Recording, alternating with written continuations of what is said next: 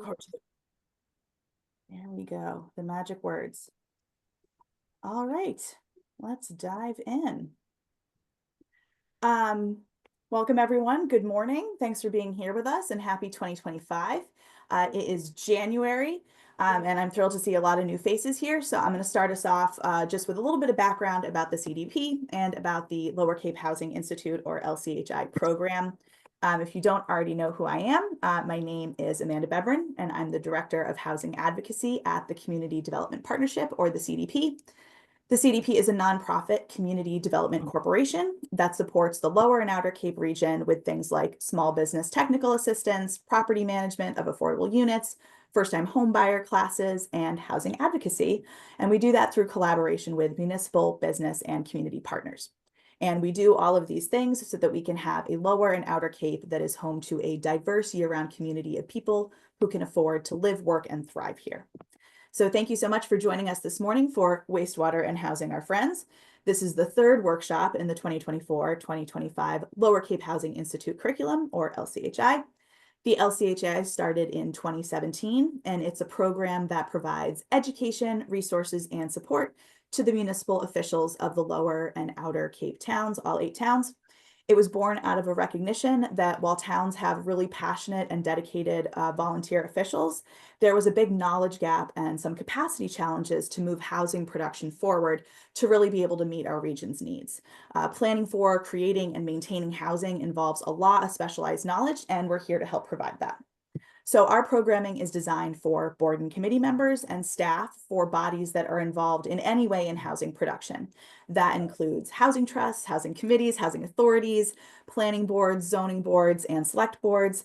We also welcome members of boards of health, conservation commissions, finance committees, CPCs, water quality review, and historic commissions. Workshops are also open to resident advocates and future town leaders. So if you're interested in housing and you want to learn more, you're in the right place. So how does the LCHI provide this support? Well, we do this through a series of workshops on advanced housing topics, and we also host quarterly peer groups. Those peer groups are a less formal space for town officials and housing advocates to connect, to share ideas and updates, to commiserate sometimes as needed, and to build relationships across town lines. My team also offers technical assistance to find, compile, and analyze town-wide and region-wide data. And then I also provide support to individuals with whatever questions you have, really. They could be about housing, they could be about policy, they could be about being an effective committee or board member, open meeting law. So chances are, if you have a local government or affordable housing question, I will either know the answer, find it, or be able to tell you who to ask to get that answer. I also wanted to note that the Housing Institute is very generously supported by all 8 town CPCs, and we are really grateful for that support. It allows us to be able to provide the programming and the resources that we do. We are always looking to boost attendance, so please encourage your fellow board and committee members to attend in the future. So that's me and the CDP and the Housing Institute. I know many of you, and it's always great to see familiar faces, but I'm also seeing some new names and faces. So if you could all take a minute and put your name, your town, and if you have a board or committee affiliation, if you're staff, or if you have a community organization affiliation, if you would drop that in the chat, I would love to know who's joining us for our session today. So while you all do that, I wanted to set a little bit of context for today's session. As I mentioned, we do record these sessions, and I will provide that link to everyone. I also provide the slide decks, the contact information for our presenters, and any resources that get discussed. I did ask for questions ahead of time since we have a pretty full agenda today and a lot of registrations. So I won't be pulling questions from the chat, but if you would like to follow up with me or the presenters via email afterwards or via phone call, whatever, absolutely that's an option that's available to you. I know that wastewater and water quality and housing is a topic that's really relevant to our towns, and people have a lot of thoughts about it. And I just wanted to reiterate that today's session is a really high-level presentation of how housing and wastewater overlap and can work in collaboration. Our presenters are going to give examples of local projects to help illustrate the topic, but beyond that, we're not going to scrutinize individual sites or projects. The due diligence and decision-making that goes into those processes is way beyond the 90 minutes that we have together today.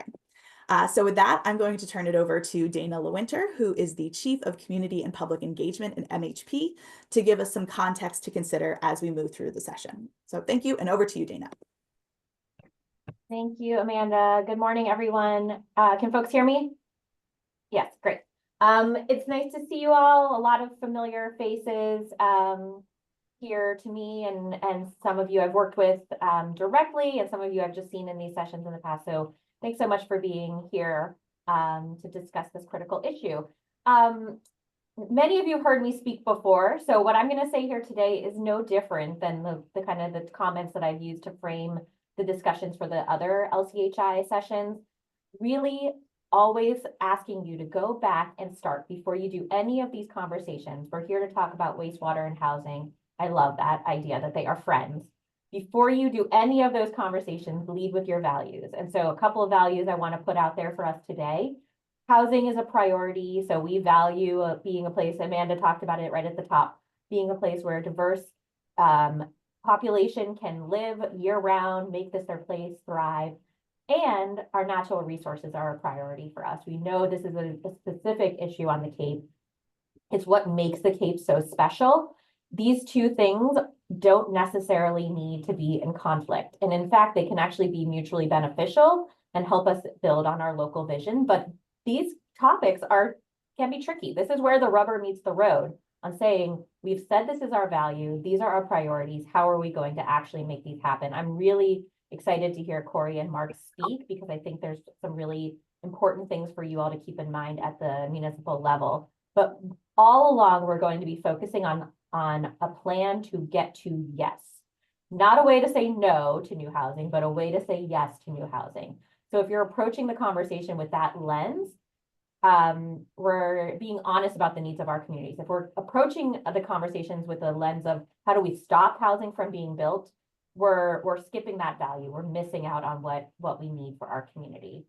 So don't let wastewater, water quality be the reason housing doesn't get built. Let it drive your discussions on mitigation, innovative solutions, better systems, impact abatement, all of the things that are necessary to get us to yes.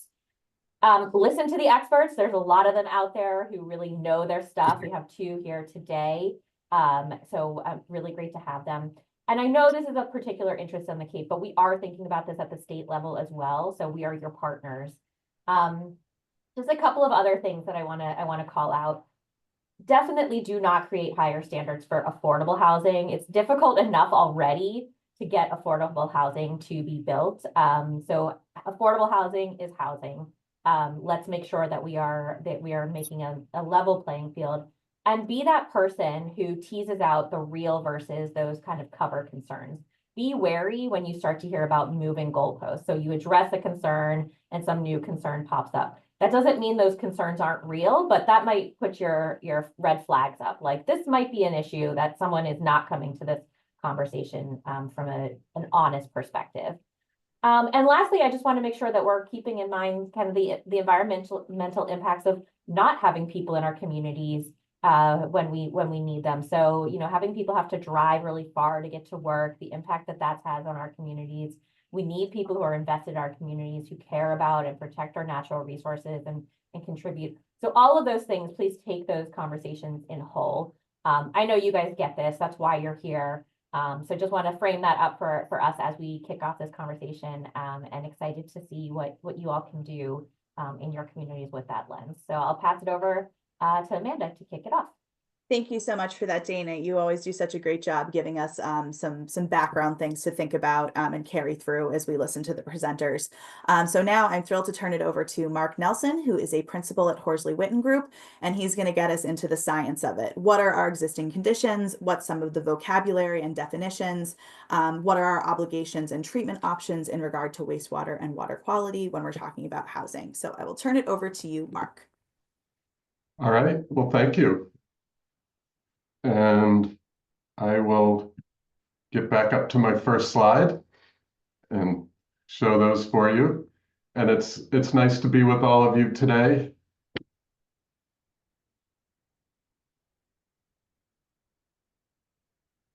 And my goal here is to talk through some of the the wastewater issues that are connected to a lot of the housing projects being done on the Cape, and recognizing that as we look for a new community to be built, we need to look at the strategies that have to be considered to protect our water quality for our drinking water that comes from our aquifer, for our freshwater ponds, and also our coastal waters. And they're all a little bit different. And I thought I'd just kind of give you some example, give you a little background on them, and then give you a little example on them. And I was going to start just talking through the water quality issues, and then looking at some of the benefits and the issues with shared or clustered septic systems that provide advanced treatment that can help minimize or offset water quality issues with a new community.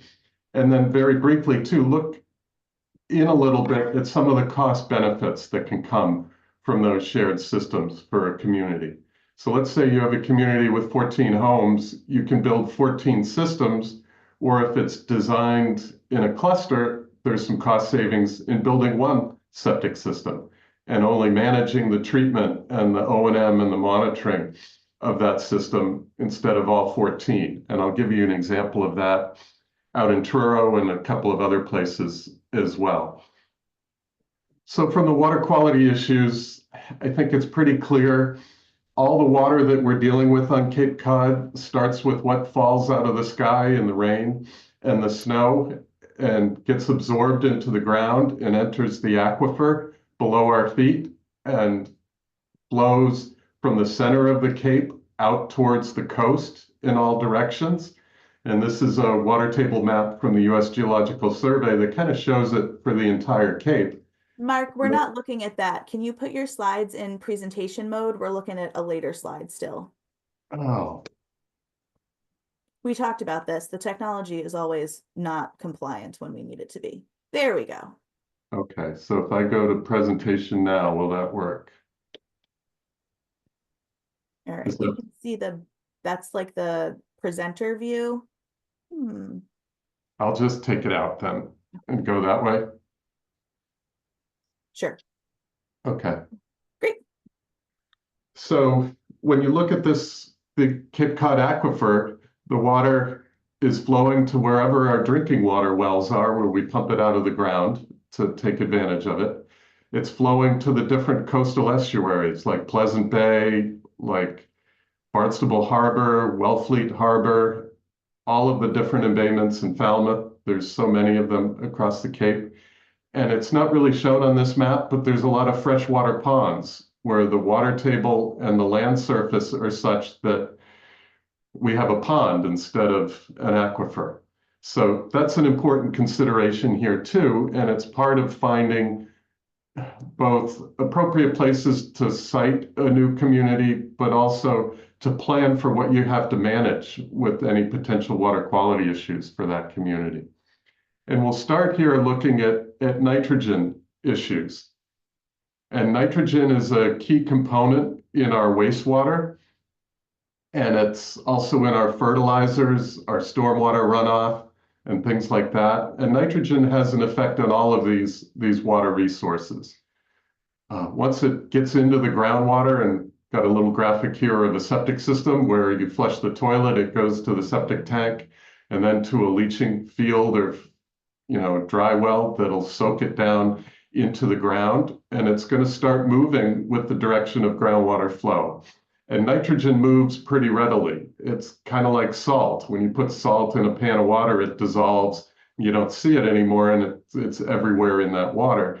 The nitrogen moves similarly. It dissolves into the water and flows at the same speed as the water is flowing, which is typically about a foot per day. Here on Cape Cod, it's moving downstream, and it's going to flow towards wherever it's discharging out to a surface water. And that could be the ocean, it could be a coastal estuary, could be flowing to a pond before it hits the coastline, or it could be flowing in an area where water is pumped out for a well. And because of that, we look at the different concentrations that matter for nitrogen in these water resources. And septic system discharges, the number that's used for a nitrogen concentration in wastewater for all the coastal planning on Cape Cod is about 26 milligrams per liter. And that's assuming that there is some treatment and removal of nitrogen as the effluent flows from the septic system to the groundwater. What's coming into the septic tank can be up to 100 milligrams per liter. And those numbers have increased a little bit in the last 10 years because we're using less water. We have more high efficiency sinks and toilets and things like that. And we have the same amount of nitrogen going in to a toilet, but we're not dissolving it in 3 gallons of water. We're dissolving it into 1.5. Things like that. So our discharge number are above the standards that we apply to our drinking water quality. The federal standard for nitrogen in drinking water is 10 milligrams per liter. The state planning standard is 5 milligrams per liter, and that's been in place for many years. It's not a violation of a standard if you go above that, but it's planning to keep the nitrogen levels low, because where nitrogen moves very readily, it can also be an indicator of other contaminants that might be in the effluent, and we'll come to that in a little bit.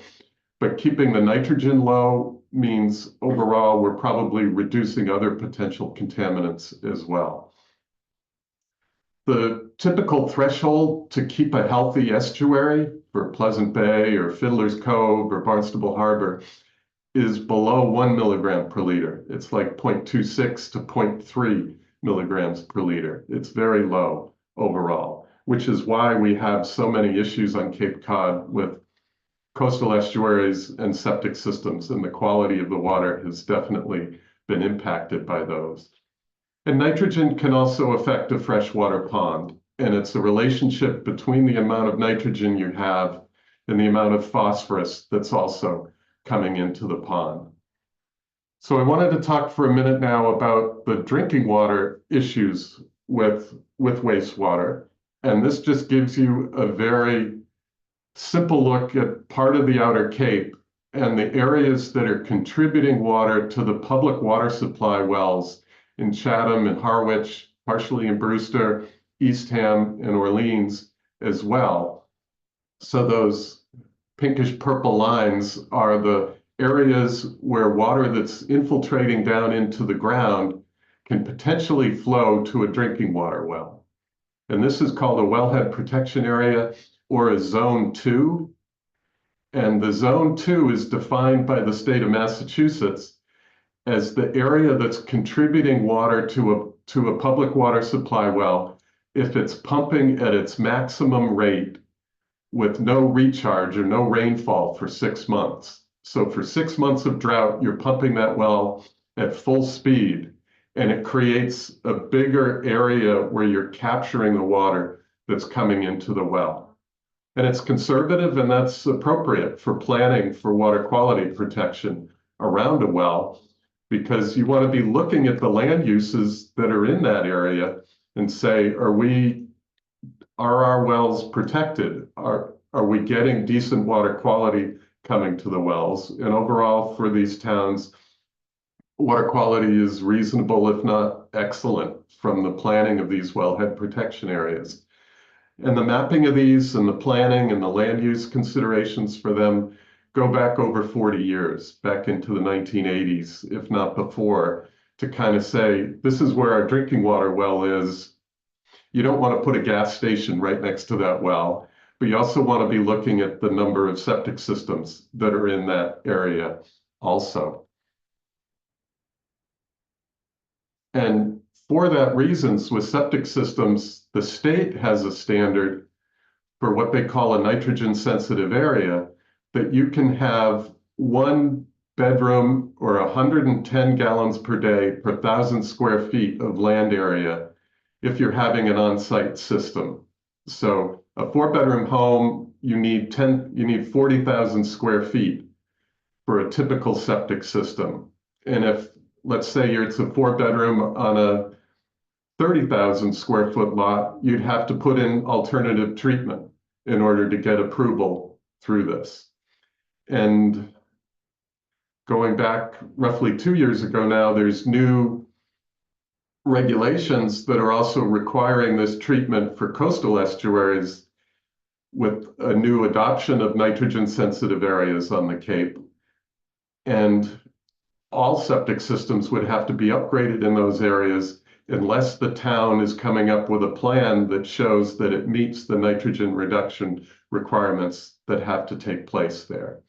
And we'll talk a little bit further about coastal estuaries in just a minute.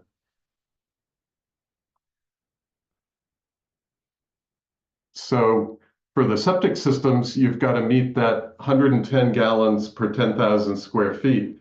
If it's a larger wastewater treatment plant, you have to get a state permit called a groundwater discharge permit that limits you to 10 milligrams per liter or less in the effluent that's going into the ground. So you're cutting that impact more than in half, coming from 26 or higher down to 10 milligrams per liter. And in doing that, you're also required to treat for the pathogens, the viruses and the bacteria that can be in the effluent as well. So an example, looking in Eastham, there's 2 affordable housing projects across the Brackett Landing from each other that have been built in the village center area in Eastham. And the one on the north with the blue dot is Brackett Landing that was built, 15 years ago, maybe a little bit more, that has a wastewater treatment facility that's shared by all the houses in that community that's hitting levels below 5 milligrams per liter. It's a Nitrex wastewater treatment system, and it was designed to protect the private wells serving the home in that community and the private wells serving the neighborhood around them by reducing the nitrogen concentrations and placing the effluent discharge in a place that would minimize impacts as that effluent flowed downstream. And it's interesting because you can see the shading here with the red line on my cursor is the boundary of a wellhead protection area, or zone 2, that came into place later when Eastham started developing their public water supplies and extending those water lines in different areas. And that became a factor in planning for the village at Nauset Green across the street here, where the wastewater treatment facility has to meet, is a groundwater discharge permit, has to be below 10 milligrams per liter. And the siting of that was placed to minimize potential impacts to the drinking water wells. Yes, it's in the zone 2. It was put as close to the outer edge of that zone 2 as it could be, recognizing that under normal pumping rates with more normal recharge rates into the aquifer, the well wouldn't be capturing that water. It's in the planning district that's considered a zone 2, but it's treating that effluent below what typical septic systems would be doing in that area, and also placing this as far to the outside edge of that zone 2 boundary as possible. And that can be very helpful long-term for water quality. And then I'm going to shift to looking at coastal estuaries and give you an example of a housing project that Habitat for Humanity is working on with the Falmouth 300 Open Space Committee. And this is the Fiddler's Cove watershed. So the rain and the groundwater in this area, starting up really on kind of close to the Otis Air Force Base area, is flowing down out into these small coastal estuaries. And we look at a 58 acre parcel that's in this area that currently has a small farm on the property, a house with 2 barns that's basically in the area that I'm showing here. And then the rest of the area is undeveloped and hasn't been developed in the past. And Habitat is working with the local conservation group to preserve most of this land and have 14 affordable houses available to be sold to people in the area that has already had some development taking place. So there's limited clearing of existed forest. It minimizes all those vegetation concerns that can take place. And we've looked at the water quality issues, looking at Fiddler's Cove, and this is a little blow up. This is the parcel in the green here, and it's most of it's in the watershed to Fiddler's Cove. And this area, the town has to manage the future nitrogen loads coming to Fiddler's Cove from future development within the area. Because Fiddler's Cove does have some nitrogen issues associated with it. And the development, they're looking at plans that would both reduce what's taking place now, but manage the future development that can be coming in there as well. And one of the points we've looked at here is there's a sub-watershed, this smaller blue line that flows to a pond before it flows to the estuary. And from a nitrogen standpoint, that can be very useful because the not effluent, but the groundwater flowing into that pond that has some nitrogen in it, the nitrogen is captured by the sediments at the bottom of the pond, used in the biology in the pond.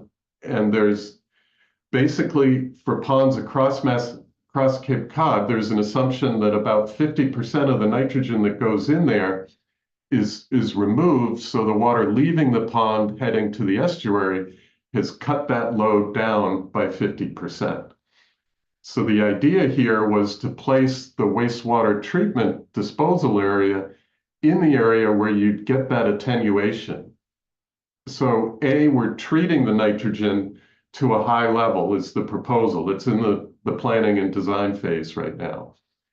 And we're siting the disposal bed to get the maximum benefit from a nitrogen standpoint. And we'll come to this in a minute, but we also have to look at phosphorus. And we're a fair distance from the pond, and phosphorus binds to the sediments in the aquifer. And looking at potential management of the phosphorus going into the ground as part of the planning, is that going to be an issue or not? So here's the 14-home development in the area with limited clearing taking place, with the disposal bed being in the area of the wraparound road here. So each home has their effluent flow to the treatment facility, all by gravity, and then it's pumped to that disposal field. We're looking at a few different treatment facilities that would get to 10 milligrams per liter or below, possibly to 5 milligrams per liter. And here's some of the math on this. If that 55-acre parcel had been bought by someone and developed in total, based on the current zoning, there could be 49 homes built there with an impact of 306 kilograms of nitrogen per year getting into the groundwater and flowing towards Fiddler's Cove. But with the proposed 14 units, with the alternative wastewater treatment and recognizing that attenuation, it's really down to about 8 kilograms here. And that 55-acre parcel under the comprehensive permit allowances in Massachusetts could maybe have been more than 49 units.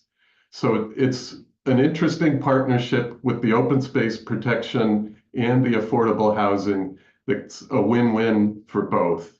And at the moment, we're looking at the Nitrex system for wastewater treatment, as well as the biomicrobics biobarrier, as both have been fairly effective in reaching 5 milligrams per liter, maybe less. I know the Nitrex system, I believe it's in Sudbury, is hitting about 2 milligrams per liter and has been fairly effective overall. And then just a few other points to make. I don't want to run too long, but phosphorus in freshwater ponds is an issue for septic systems and for lawn fertilizers and buffer zones that have been turned into lawns, so there's direct runoff down to a pond, or stormwater that's being captured from our roads and sent down to a pond. All of these are issues. And from a septic system standpoint, the setback of the disposal area is very important because the phosphorus will bind with the iron and manganese in the sediments, both in the dry sediments right below the leach field, but also in the aquifer as it flows towards a freshwater pond. And overall, going back into the 80s, EPA has been saying that a 300-foot buffer will really minimize or avoid the phosphorus impacts from a septic system to a pond. A larger wastewater treatment plant, if you're putting more water into one space, there's less binding capacity for that higher flow in the soil, and it's going to move a little bit further down. So that has to be a factor. But very simply put, if you have a septic system that's more than 300 feet from the shore of the pond, it's probably not creating a phosphorus issue for that pond. And we're actually studying this in Brewster with the Brewster Ponds Coalition, trying to map the wastewater plumes from some existing leach fields that have been there for a while to see what the phosphorus concentrations are. And it's going to be interesting to see how that looks moving forward. But the siting of a leach field for a freshwater pond for an individual home or a cluster of maybe 2 or 3 homes, keeping it outside of that 300 feet is going to go a long way to preserve the water quality. If it's a larger facility, if you've got 14 homes, for example, like the one in Falmouth or other communities, you might want to look at the phosphorus treatment potential and how you can really minimize that. A larger wastewater treatment plant will have phosphorus that's traveling some distance, just unless there's treatment for that phosphorus. And most of the facilities on the Cape and in our region, phosphorus hasn't been part of the wastewater disposal treatment process in these facilities, but it's coming up over time. And then some of the emerging contaminants. This is often a question that arises when you're looking at a wastewater facility. Well, what about some of these other products that could be getting into the effluent? And the per and polyfluoroalkyl substances, which is quite a mouthful, the PFAS compounds. We know a lot more about those. They're in a variety of different products. If we were all on camera right now, we could probably look around and see who's wearing something with PFAS. We don't want to do that. But it's in food wrappers, it's in skincare and shampoos and other things. Firefighting foam has been the biggest issue on Cape Cod because it's definitely in many of those foams and is creating issues. And this federal standard is lowering the requirement for PFAS for for a few of the compounds. There's multiple PFAS compounds. Massachusetts regulates 6 of them. The new federal standard is going to have a standard of 4 parts per trillion.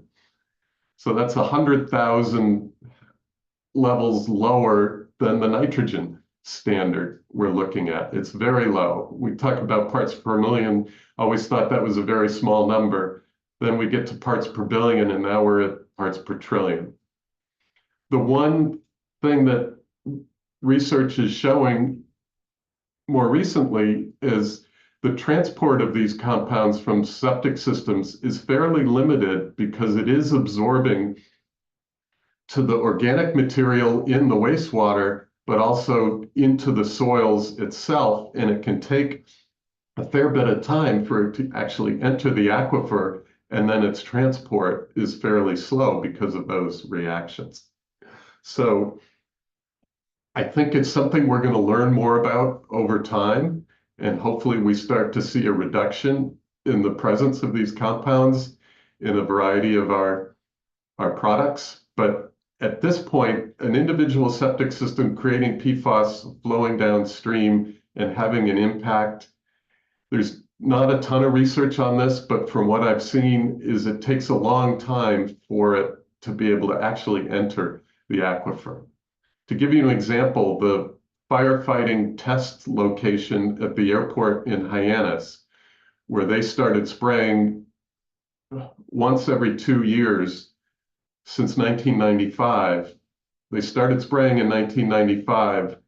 They started seeing, with those high levels of discharges, it took 20 years to start to see it actually enter the aquifer.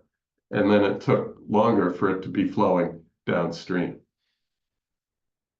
The other thing I wanted to talk about a little bit is just kind of the local management and opportunities to make sure that a wastewater facility for a housing community can be effective over time, and that there's, some confidence that that can work. And this is the Cloverleaf housing community proposed and approved now in in Truro, that will have 39 homes on this parcel near Route 6 heading up towards Provincetown, with groundwater flow heading in this direction into a neighborhood with a number of private wells that are, a few hundred feet down gradient. And the project developed the 4-acre parcel. It would have had that 440 rule, which says you can have 440 gallons per day per acre. So they had to get a variance from Title V and approval from the town Board of Health as well. And they're proposing a wastewater treatment facility that will have a maximum threshold of 5 milligrams per liter. And they have to prove that that can work. And they're using the biomicrobics biobarrier to do so. And we did some math, and we did the peer review on this for the town. And the 440 rule, they could have had a maximum of about 1,900 gallons a day. The nitrogen issue would be 246 kilograms a year. But the flow is going to go up to about 7,500 gallons a day, and the nitrogen impact is going to go down because they're going down to the 5 milligrams per liter overall. So it's a good process overall. It's less of an impact with that high level of treatment, and it's going to be providing treatment for other contaminants as well. And what the zoning board and the approval of the comprehensive permit and the Board of Health approved is this system has to be proven once it gets up to full occupancy. So they'll be testing that effluent every month for a minimum of 1 year. And we put this in 1 year after full occupancy because that housing can be built and there 2 people could have moved in, and it could take some time for full occupancy. So they wanted to bring that in. And then if it's working properly, the community can request from the Board of Health that they go back to quarterly testing, which is what's required by the state. But the Board of Health has the decision on that. They may say, well, it's been bouncing around 5 milligrams per liter. We want to make sure it's going to continue to work. And they're also requiring groundwater quality monitoring down gradient of the effluent plume to make sure that they're not creating issues that are going to affect issues with people's private wells. And then the last thing I wanted to mention is the benefits of these cluster systems for a small community. The capital costs can really be reduced if only one treatment system is installed. So like that project in Falmouth, 14 innovative systems installed is a lot more expensive than installing one and having connection lines heading to it. And yes, it's a bigger system, so it costs more than an individual smaller one, but it's not 14 times that. And depending on the layout of the community, the sewer line distances play a role in that, and that's part of the planning overall. And then the annual O&M costs, that's where this becomes a big benefit as well. The typical homeowner, if they have an IA system for the electricity to run it, the inspections, the sampling is probably $1,000 to $1,200, and that number might be a little bit low for a single family system. But then the cluster systems serving 10 to 20 homes, if the flow is below 10,000 gallons a day, you're still only sampling it quarterly and maybe getting lower over time, and the inspections are quarterly. The electricity costs might be a little higher, but it's not going to do more than double that cost of a single family home. So everybody's cost being serviced by that system goes down. So that's what I had, and I'll turn it back to you, Amanda. Thank you. Thank you so much, Mark. I find it helpful. My background is in secondary education and French, and it's been a long time since I was in a science class. So it's always helpful, I think, to have know that we're talking about the same vocabulary, the same definitions, and having some of the same understanding as we're moving through these things. So very lastly, I'm going to turn it over to Cory Fellows. He is the Vice President of Real Estate Development for POAH, or the Preservation of Affordable Housing. I am going to spotlight Cory, and then we're going to see if I can figure out how to share my screen. It's been 4 years. Can I work Zoom? All right. How does that look? Good. Cory, can you see your slides?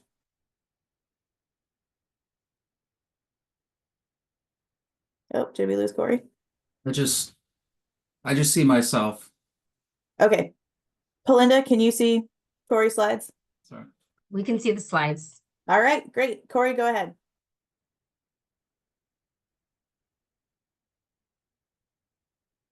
No.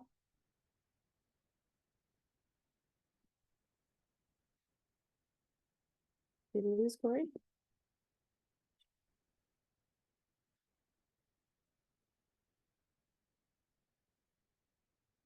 Hang on 1 second. I think we may have lost Cory. He was so excited to present, he left.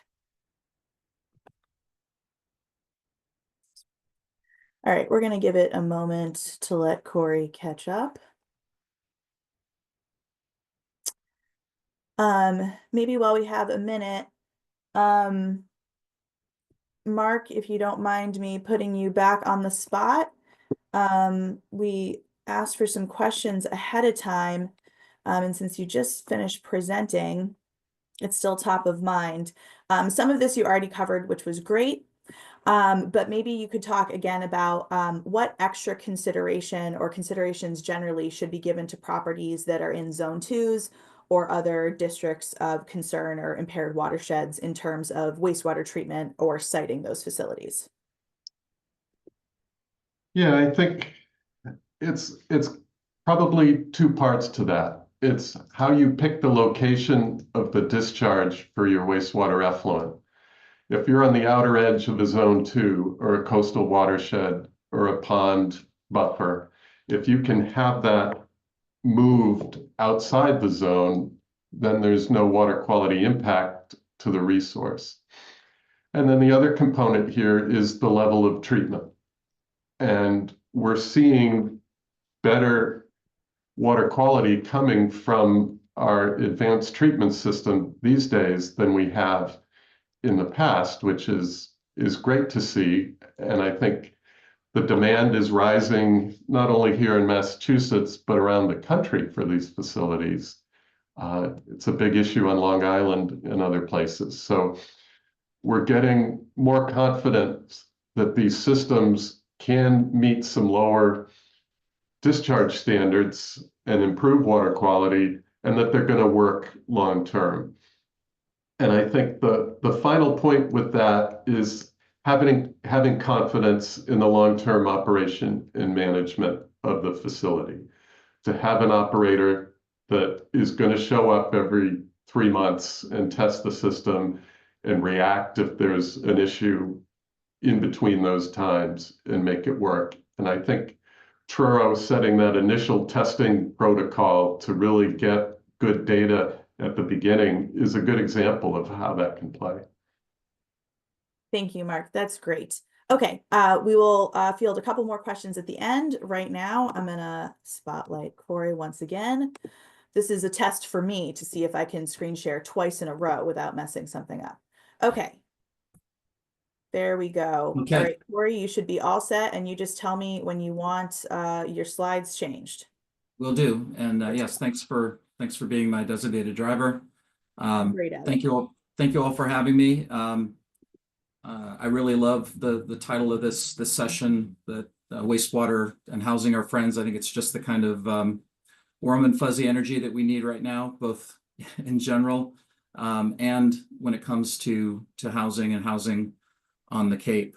I'm going to be focusing on, I build this in the title here as a case study, and we are going to be focusing on a project that POAH and CDP are partnering on in Wellfleet as sort of, you know, a good example of, you know, that sort of includes a lot of the principles that I want to talk about, some of which Mark alluded to in his more technical overview.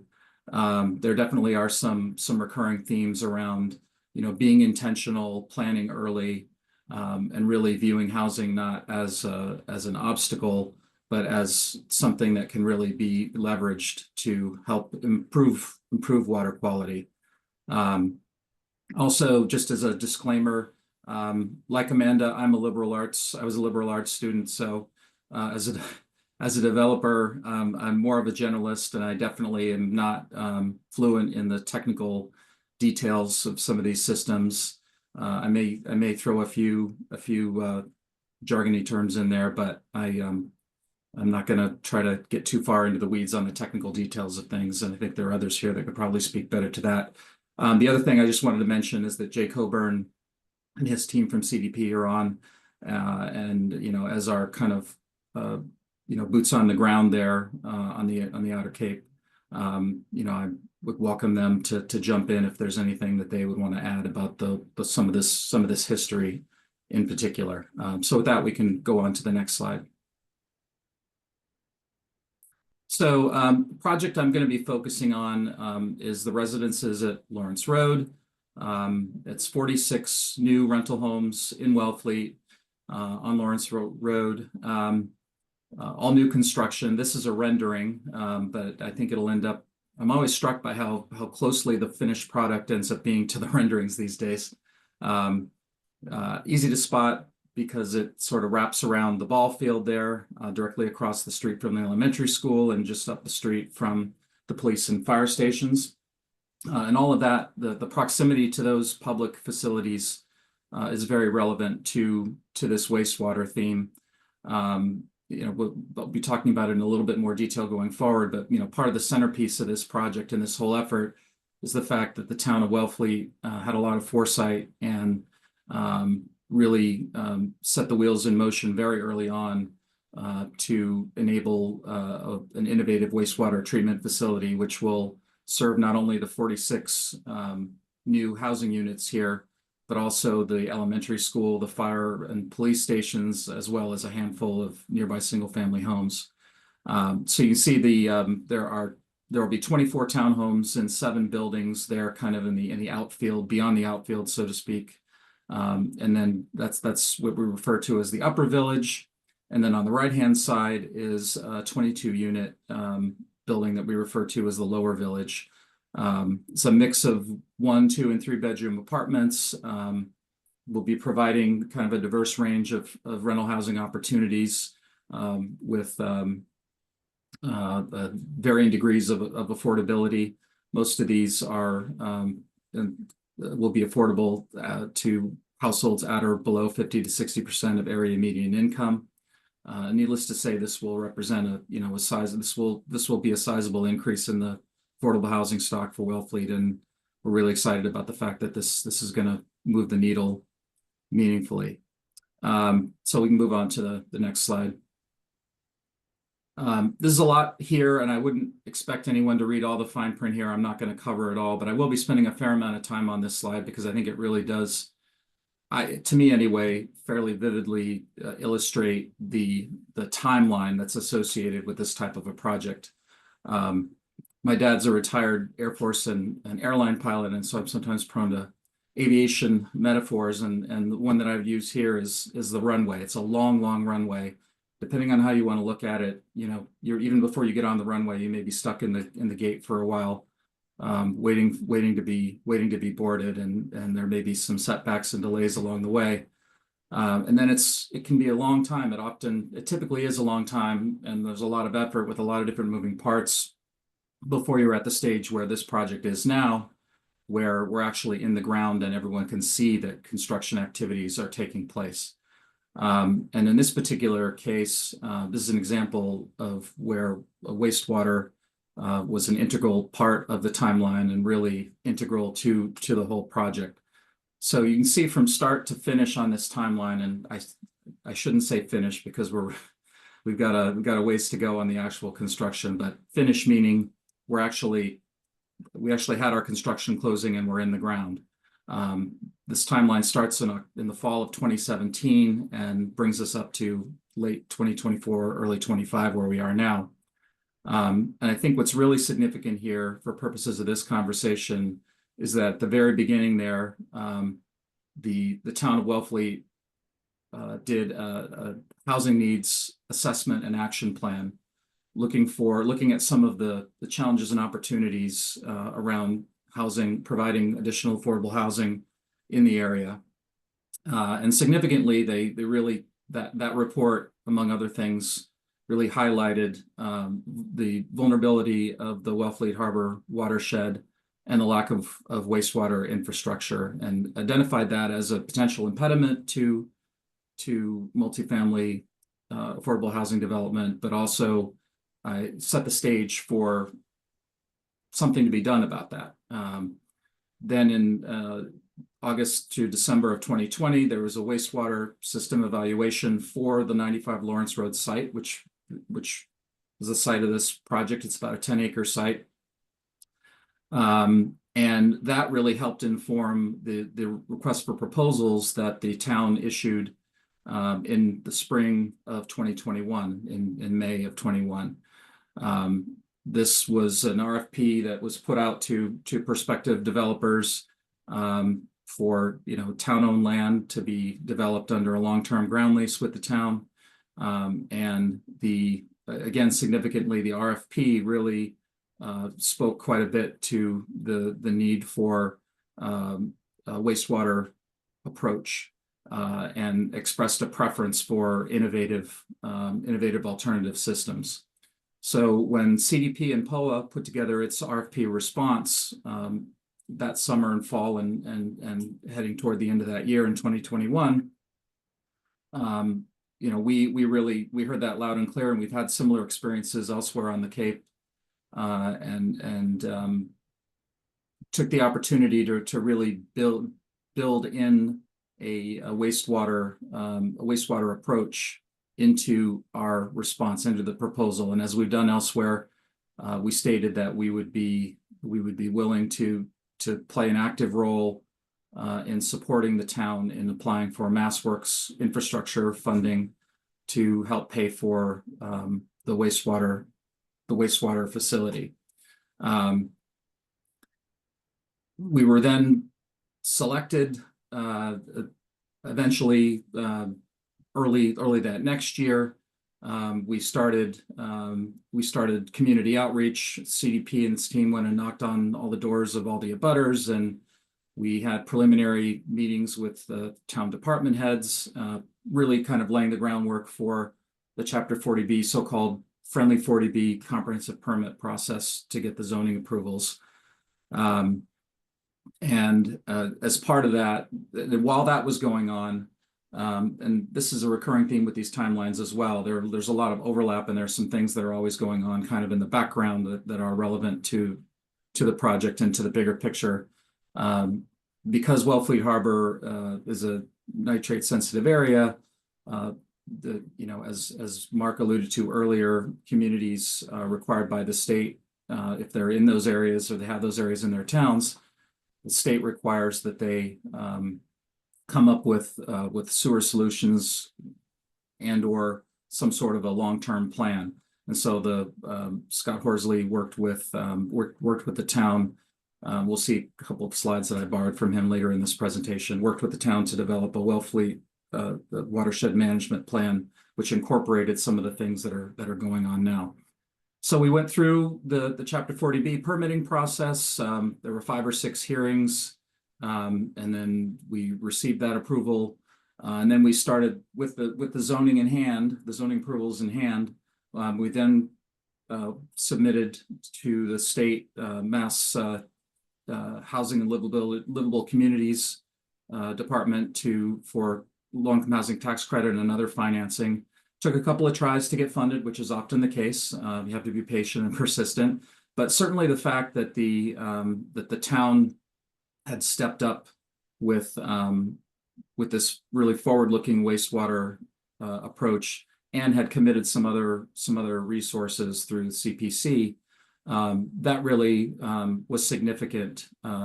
Really was significant in helping us get funded by the state. I should also say just to walk back briefly, that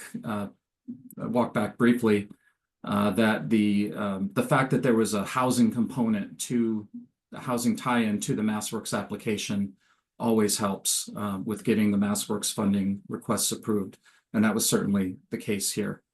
So we received our state funding award of tax credit and other money in just about a year ago, and then we spent the better part of last year just really getting to closing, which the closing in and of itself is a long process. And I will say there were a lot of questions from our funders about the wastewater plan, and wanting reassurances that it was on track and that the timing would dovetail with when our units are going to be coming online in a little over a year.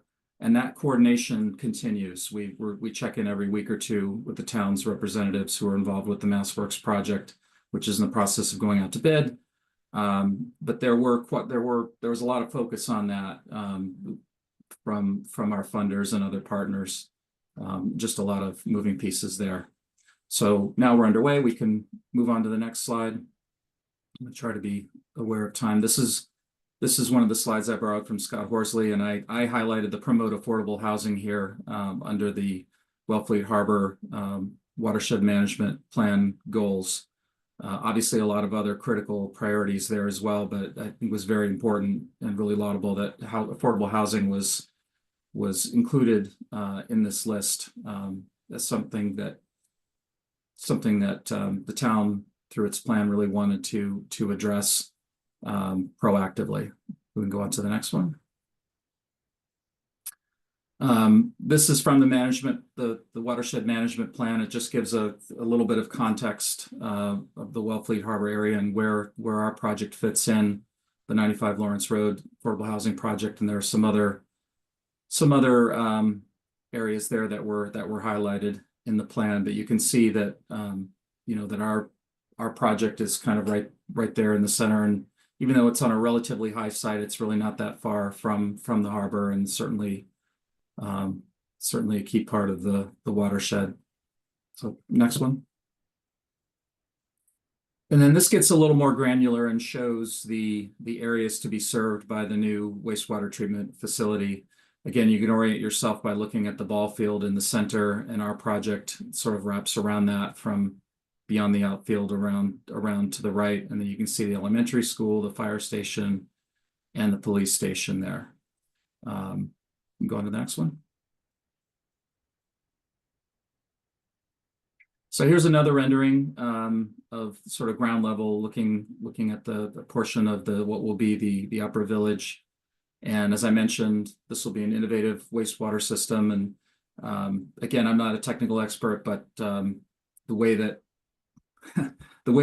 I've heard it explained in layperson's terms, which it works for me anyway, and I'm happy to be corrected, is that the crux of it is that there's sort of an aeration chamber. It's sort of an additional step rather than having the effluent go directly into a leaching field. There's an aeration chamber with a wood chip bioreactor, and that the nitrates are converted into atmospheric nitrogen, which is harmless, rather than having the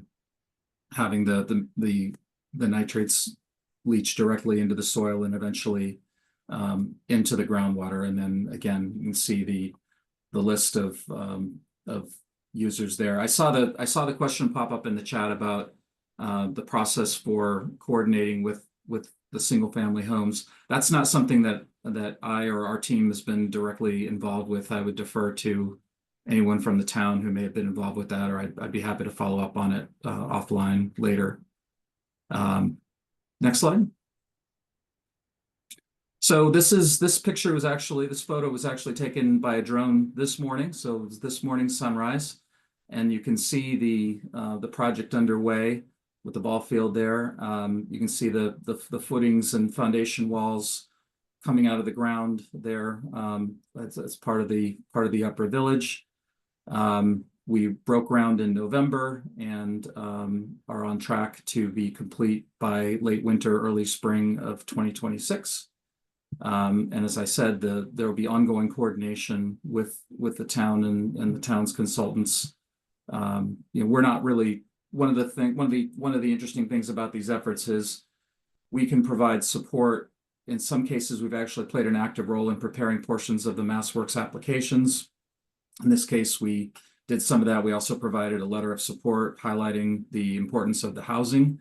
But then when it comes to the actual procurement and the execution of the MassWorks project, that's a public project.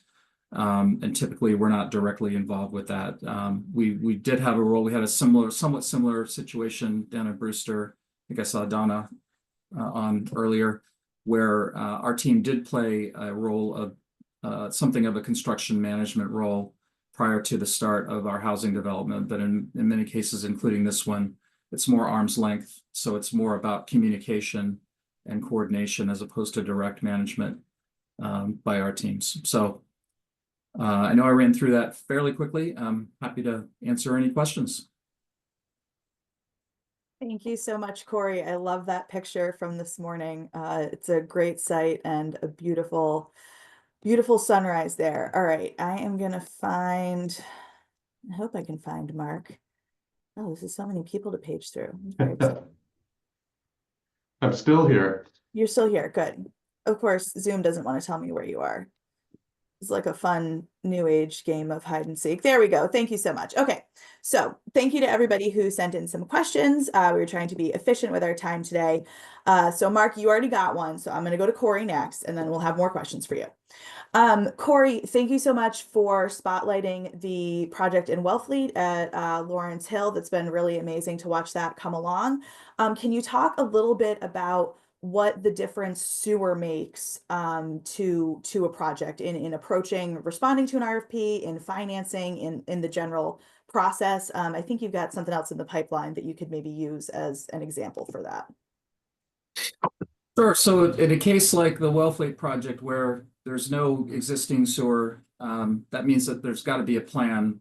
There's got to be a plan for and a budget and some kind of a additional funding source for addressing that. And that can work, and it has worked, and it is working in Wellfleet, but it is a lot of extra work. And anytime you're introducing different funding sources, they all have different timelines.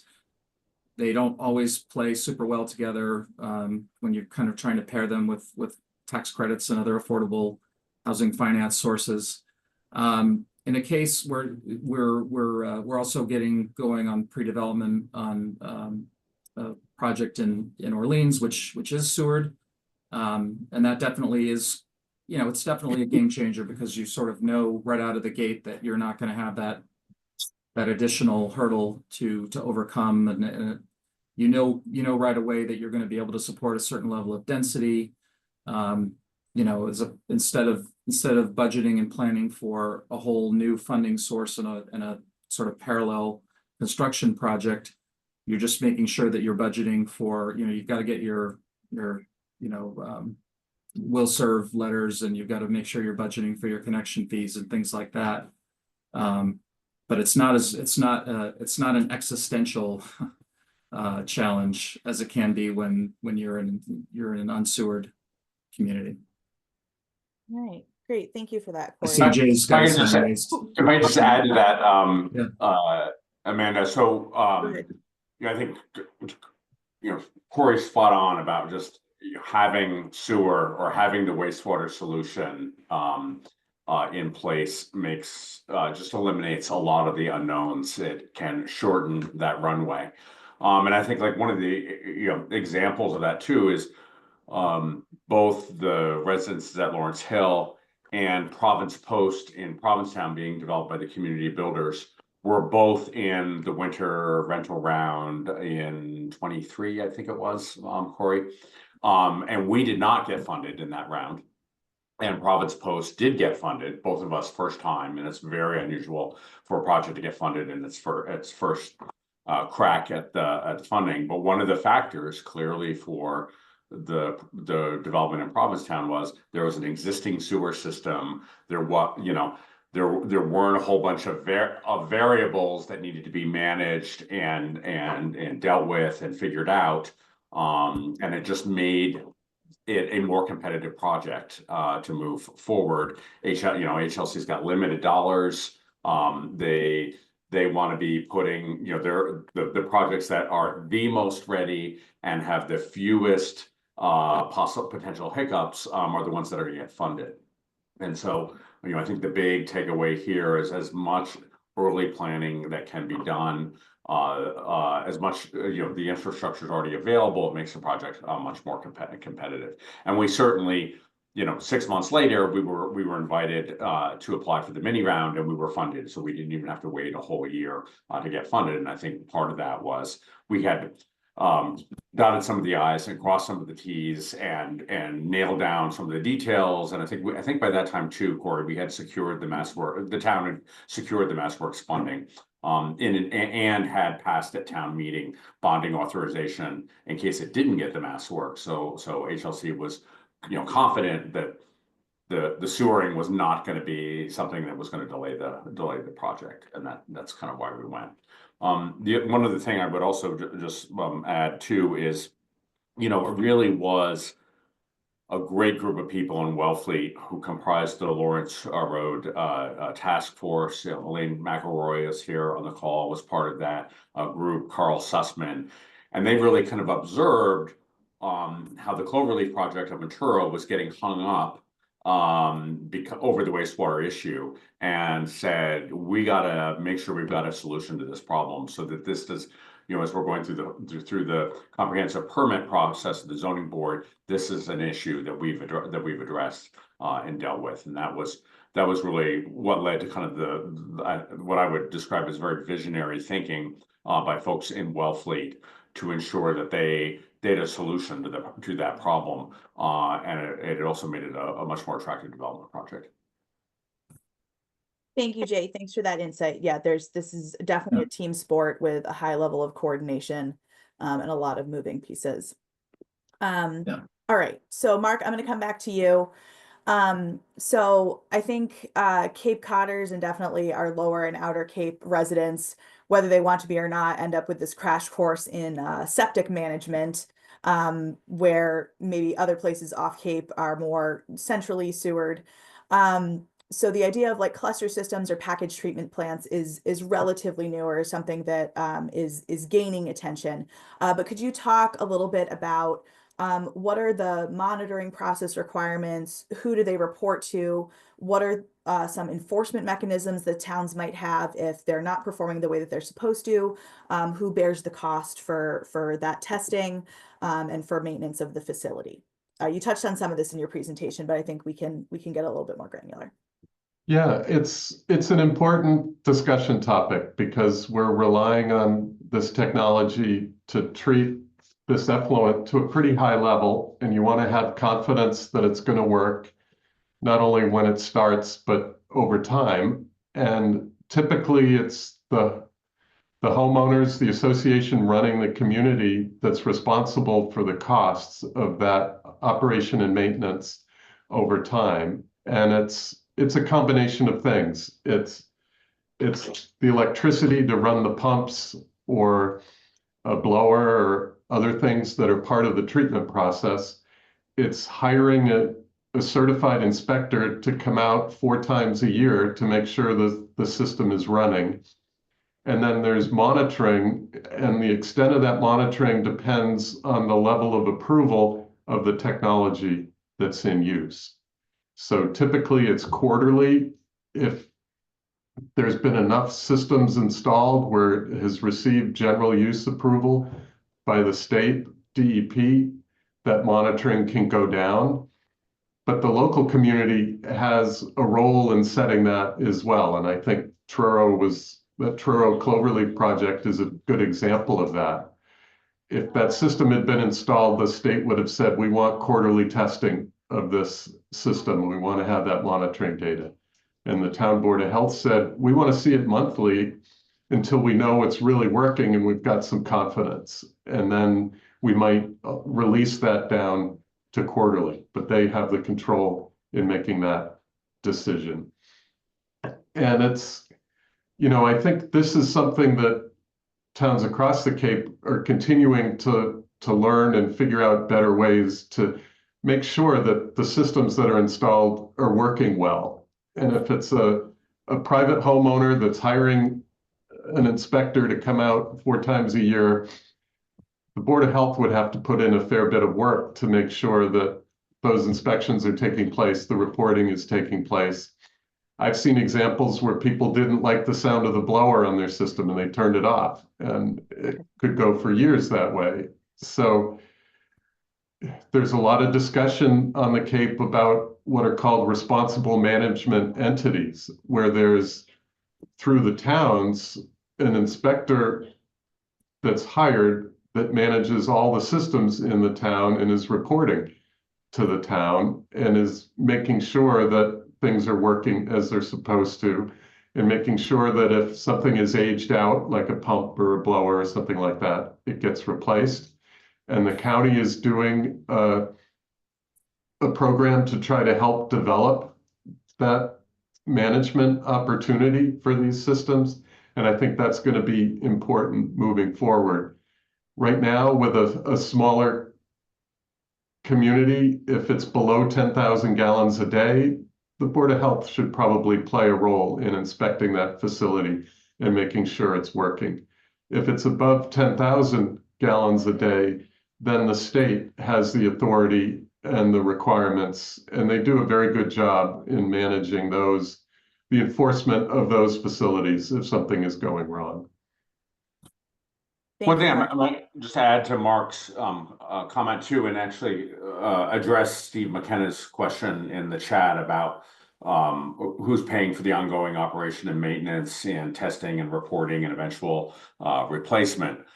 The users. So in the case of an affordable housing development, part of part of the process of putting together a proposal is a 20-year operating pro forma about how much rent's going to come in and what it's going to cost to maintain the rental units, and put aside capital reserves to replace roofs, keep the place painted, deal with the long-term capital maintenance issues.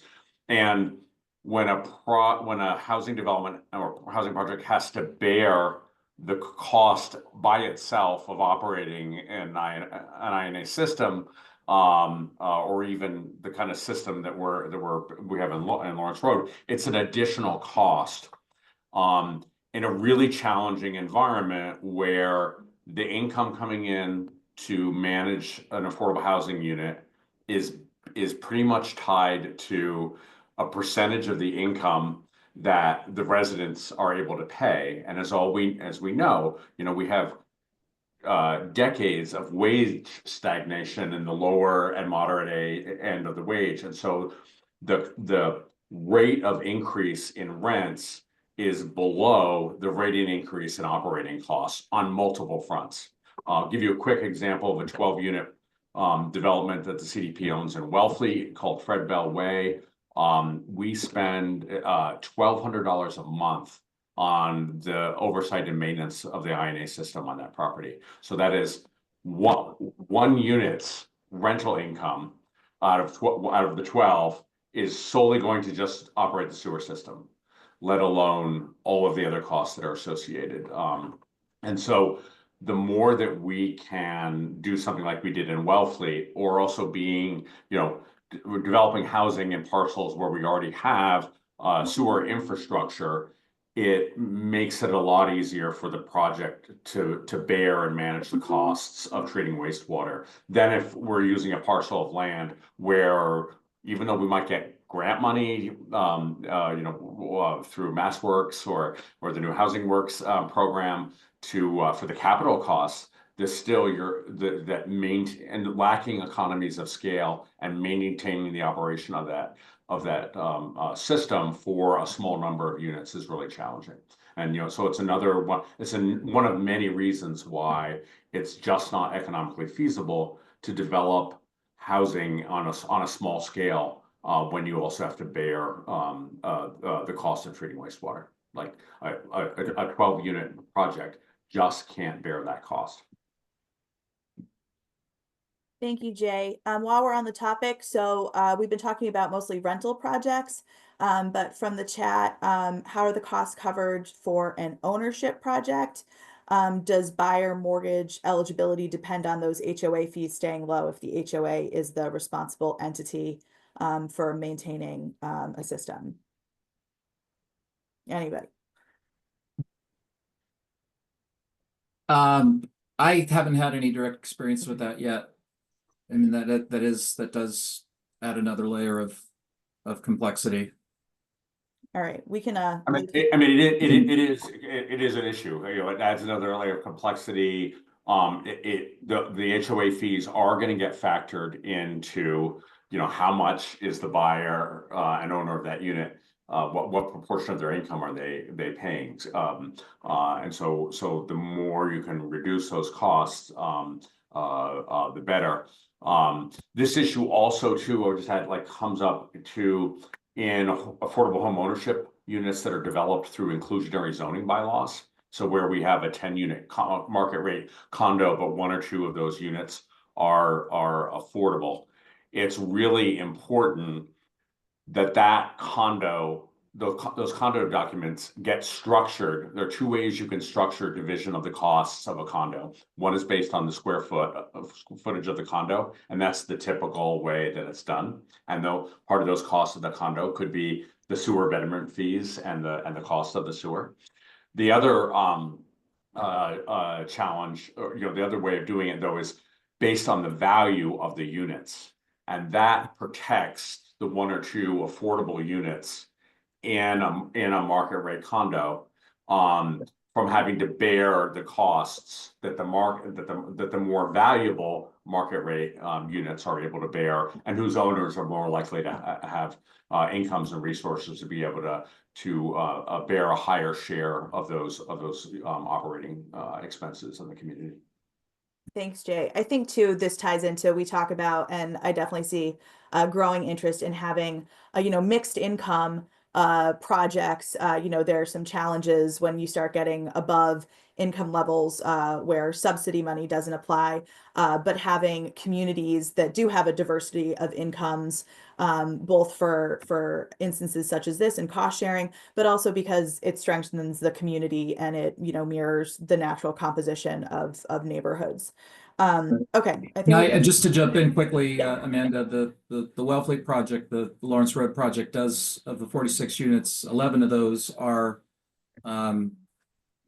you might consider moderate income, or probably more workforce level, depending on what terminology you want to use. That they're set at 120% of AMI. So there is that additional tier there for that level of diversity.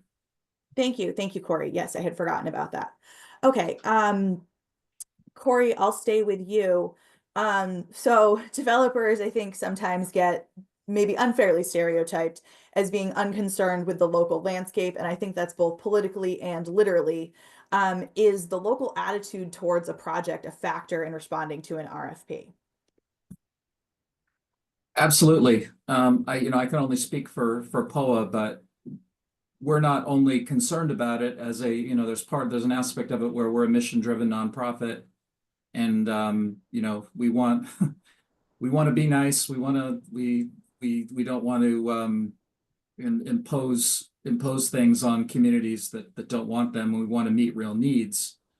We want to be community oriented, but at a more so there's that aspect of it. Is sort of just we want to do the right thing, so to speak. But at a more pragmatic level, these projects are hard enough to pull off as it is, and if you don't have real local buy-in from the beginning, it is more difficult.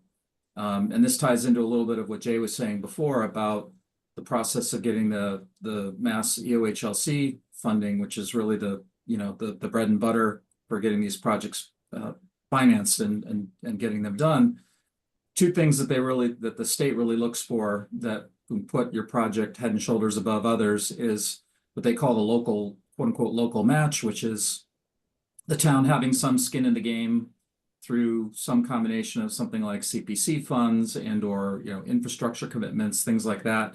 And then real bona fide local support. I mean, there's a part of the application where they ask you to provide evidence of local support and local process leading up to the application. And that's not just, certainly having the zoning approval in hand is essentially a threshold requirement, but they also want to see that the town and the community really embrace this. And you're never going to have unanimity around these things, but we found that the best outcomes correlate with communities that have done a lot of legwork that dates back, like in the case that the example that I gave, where going back years before the housing RFP was really a glimmer in anyone's eye, there was already, there were, as Jay alluded to, some real local leaders and champions who had this vision who were already planting those seeds. And so that goes a long way. And we know that, there's never a guarantee even when you go into a situation where you're responding to an RFP. So by definition, that means the town at some level wants to do this. But there's never a guarantee when you really get into the ZBA process and community input. There are going to be questions. There may be some folks who are opposed. there have been a couple cases on the Cape where we've definitely had to address some concerns and have made some modifications to make sure that we can get the approvals and move forward. But yeah, we really want to be in communities where communities want us there or want someone like us there. Thank you, Cory. That's great to hear. And I think this ties all the way back to what Dana was saying at the beginning, the work of what are your values, what's important to you as a community, and then doing that engagement work all along the way, which is something we talk about frequently, and helping the community understand that housing is something we do that helps move us towards those values, that helps move us towards those goals. We'll switch to the sort of other end of the spectrum. Mark, this one's for you. I think we look towards, cluster systems or wastewater treatment to sort of solve a whole host of problems, whether or not it's their purview to solve or not.